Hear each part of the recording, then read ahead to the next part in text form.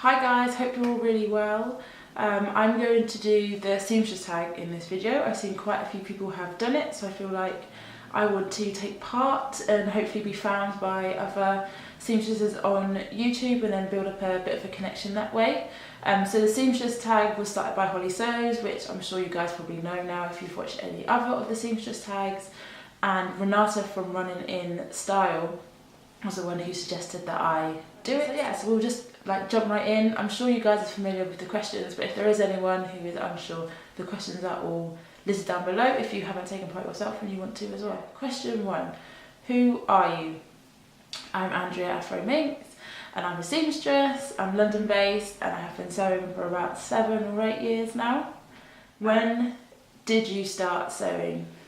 I started sewing halfway through my first year at uni. I started sewing because I used to be a competitive swimmer, so my body type was quite different to a standard fit that you could get in stores. So I had really broad shoulders and a narrow waist and really big, well, I say big thighs, but muscly thighs. There was, enough there. So it was always quite hard to find something in stores that actually fit properly.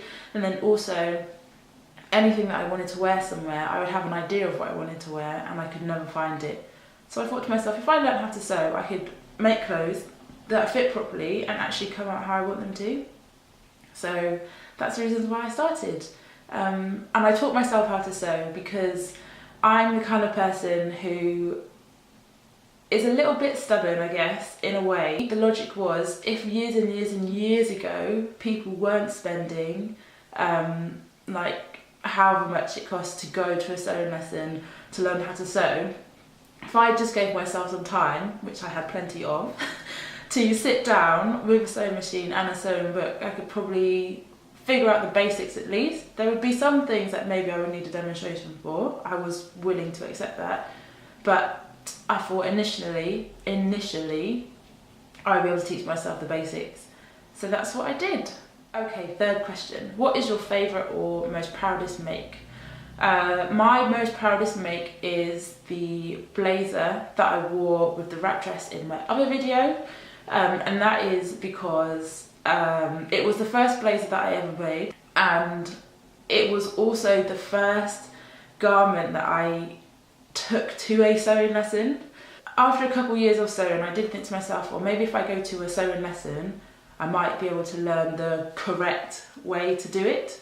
Not that there was anything wrong with the sewing books, but there was part of me that felt that maybe I had misinterpreted some things and maybe wasn't making clothes correctly, and thought that it might be a bit more trusting to other people if I said I had a qualification of some sort. So I took in this pattern from McCall's. I'm not sure if it'll come into focus, but it's a suit. It's basically a blazer and a trouser suit for women. It's McCall's 6043. So I took this in and said that I wanted to make the blazer in it. I wasn't at that time interested in making trousers. I just wanted to make a blazer because I wanted to have a really nice blazer, and I thought it's quite a difficult thing. It's something I haven't done, and I thought if I go anywhere to learn how to do it, going to a sewing lesson would be the best place. And when I told the teacher this, she said to me that she felt that it was too advanced for my skill sets, and she thought that I would really struggle with it. I was thinking to myself, that's not a very encouraging thing for a teacher to say, but I thought, fair enough, that's her opinion, fine, we'll see how it goes. But in the back of my mind, I was like, I'm going to prove you wrong.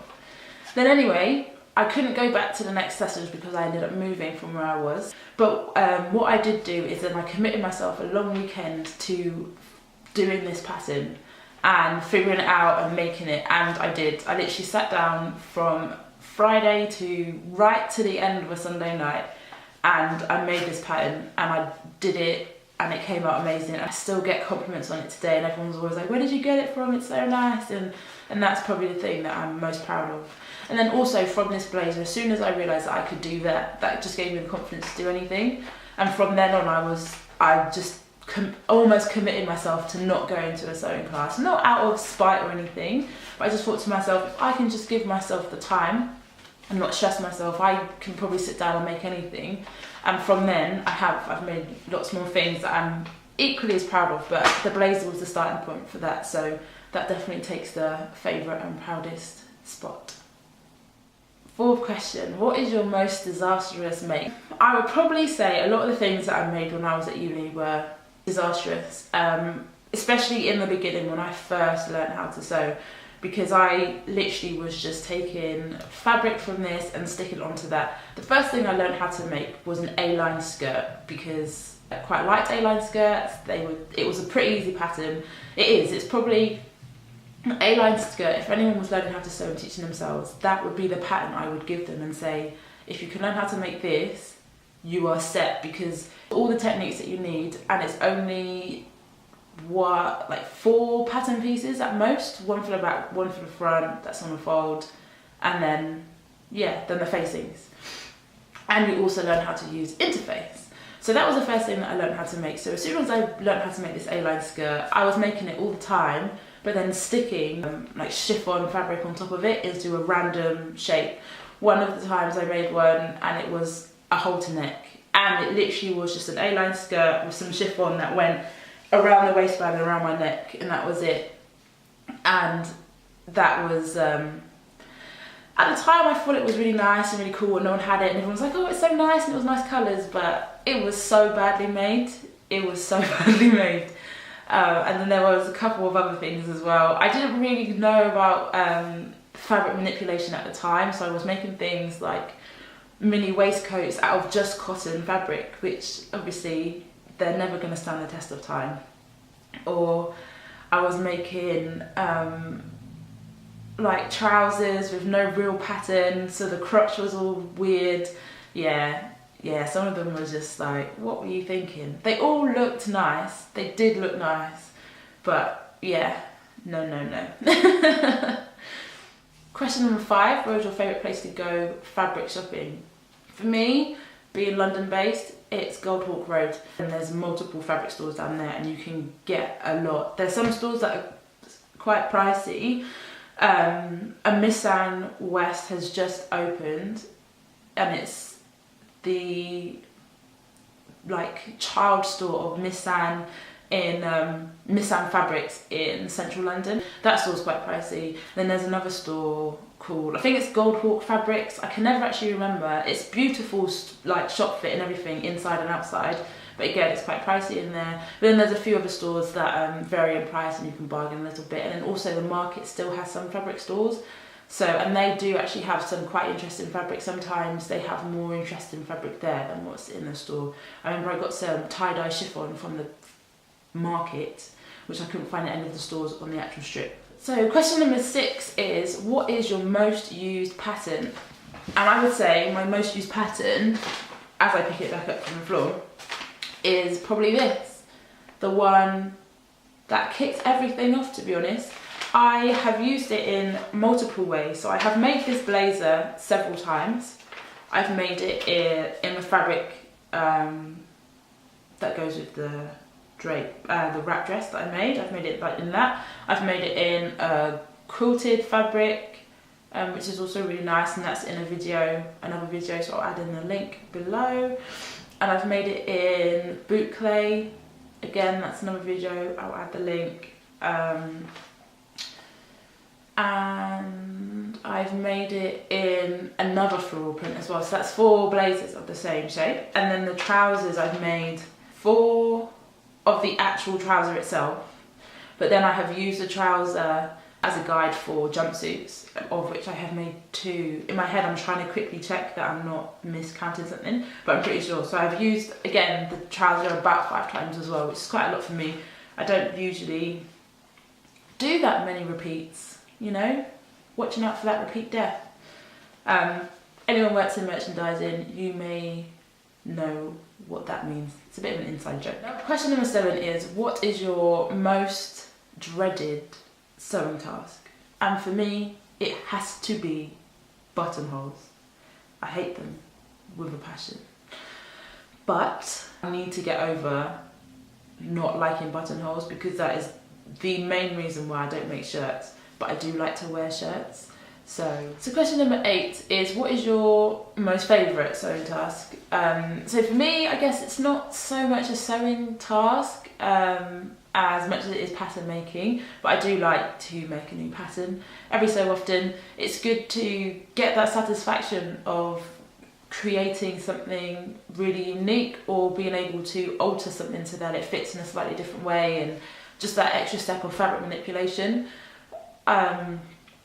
So yeah, that would probably be my favourite task, which I appreciate isn't actually a sewing task, but that would be my favourite thing. Question number 9 is, what is your favourite sewing entertainment? So for me, if I'm really busy, like have a lot of stuff to do, need to get it out by a time limit, you know, the weekend is coming to an end and I haven't done as much as I have wanted to, or if it's in the evening and I said to somebody I'd be able to get it done by the end of the week, classical music is my go-to, 100%. If I'm busy, it's classical music. I really wish that I could put classical music on at work at my 9 to 5, because I feel like it would help me to focus a bit more and not sit and clock watch quite so much.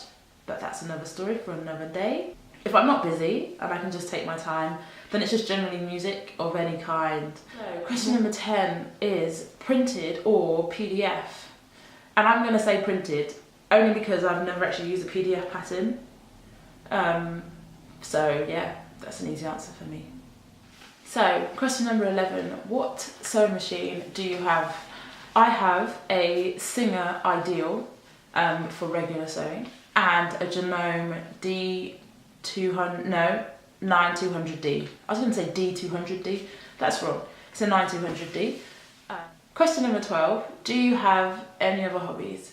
And I would say yes, I do. I go to the gym early in the morning before work, and I also go swimming early in the morning before work. It's one or the other, not both, because the gym and the pool are in different places.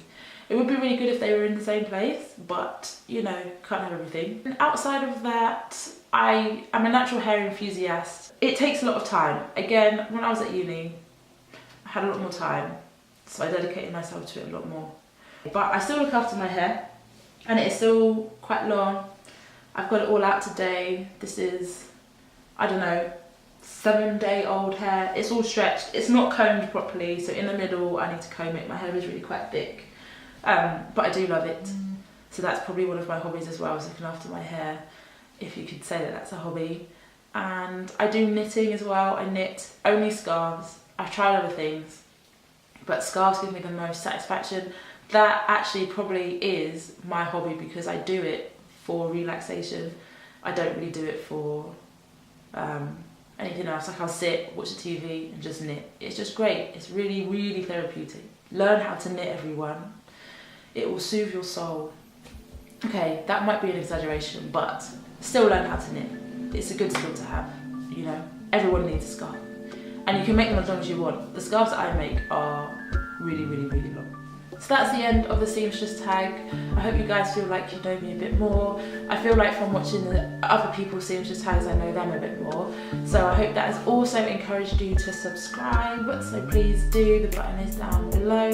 And also give it a thumbs up if you liked it, and leave any questions that you have in the comments box below. And I will see you guys next time. Bye. So I wore this to an engagement party I went to a couple of weekends ago. I teamed it with this blazer that I made many moons ago. It was the first blazer that I made, and I still love it to today.